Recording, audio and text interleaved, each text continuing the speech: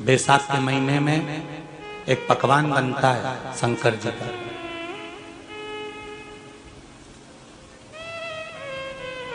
शिव जी के हाथ में त्रिशूल है, शिव जी के 3 नेत्र हैं, बेलपत्री में भी 3 बोलते जाओ पत्ती है। बैसाख के महीने में जो शंकर भगवान को प्रसाद का भोग लगता है उसमें भी 3 ही चीज मिलती है।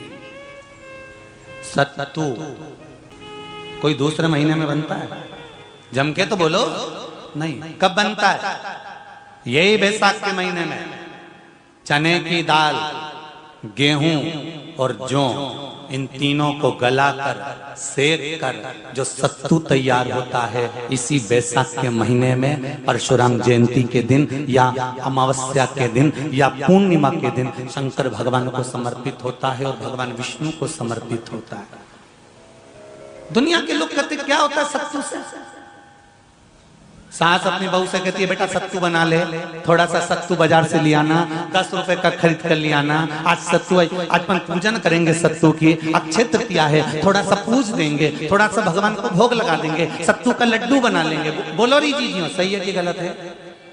बाजार में भी सत्तू मिलता है तो बच्चे कहते हैं, बहुएं कहती हैं कौन खाएगा, काय को ला रहे हो? सत्तू का क्या काम है? पर शिव महापुराण की कथा कहती है, स्कंद पुराण की कथा कहती है, जिस समय पर बैसाख के महीने की सुंदर अमावस्या का दिन था, उस दिन माता पार्वती शंकर भगवान के लिए जब पकवान बनाने के लिए बैठी, कुछ नहीं मिला, तब माता पार्वती ने 3 अनाज को लिया, एक चना, दूसरा गेहूं और तीसरा जो।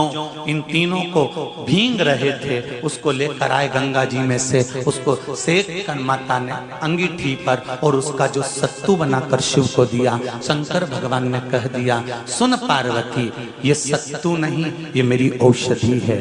बैसाख के महीने में जो खाएगा वो जिंदगी भर रोएगा नहीं, शरीर से स्वस्थ हो।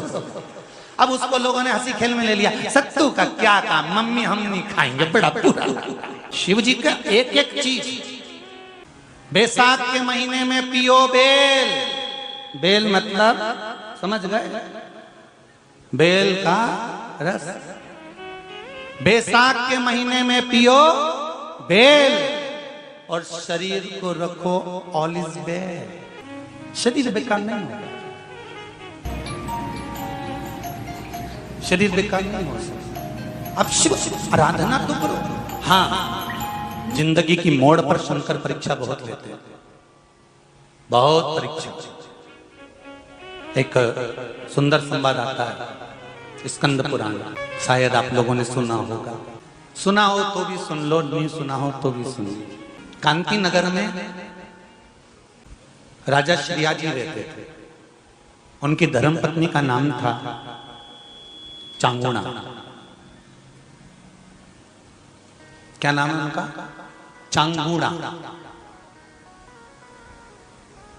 चांगुणा शिव भक्ति में लीन रहती थी, उसे शंकर की भक्ति के सिवा कुछ सुहाता ही नहीं था, शिव आराधना के सिवा उसको कुछ भाता ही नहीं था। दिन भर शंकर की शरणागति करना, शिव का स्मरण करना, शिव भक्ति में डूबे रहना। शंभो शंकर कह रहे हैं, माँ उमा से, माँ पार्वती से मेरा महेश कह रहा है, मेरा बाबा भोलेनाथ, मेरा बाबा विश्वनाथ, मेरा त्रिकालदर्शी कैलाशी अविनाशी कह रहा है कि हे पार्वती,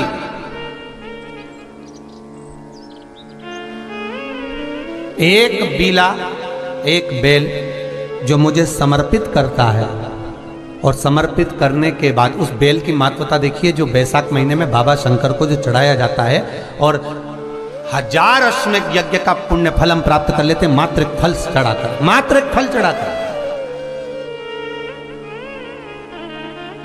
हे पार्वती,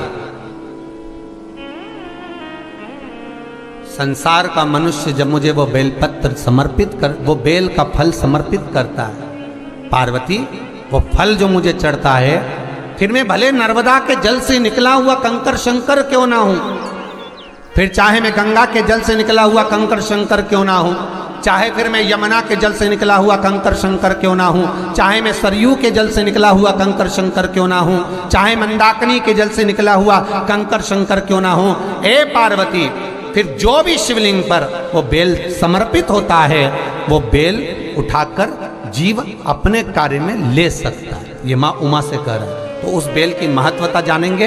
अब अपन उस बेल को जानने के लिए वापिस स्कंद पुराण में चले तो स्कंद पुराण में लिखा हुआ है कि जो बेल बैसाख के महीने में शंकर को चढ़ाया जाता है वो बेल का फल उठाकर रख लिया जाता है।